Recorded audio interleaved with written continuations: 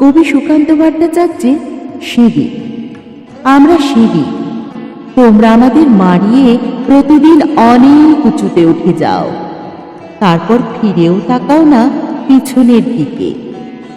তোমাদের পদধূলি ধন্য, আমাদের বুক পদাঘাতে ক্ষত বিক্ষত হয়ে যায় প্রতিদিন।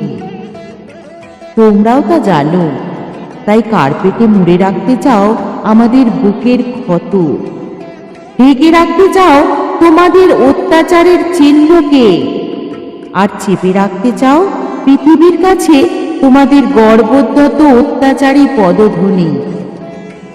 তবু আমরা জানি চিরকাল আর পৃথিবীর কাছে চাপা থাকবে না আমাদের দেহে তোমাদের এই পদাঘাত। আর সম্রাট হুমায়ুনের মতো একদিন তোমাদেরও হতে পারে পদস্খলন।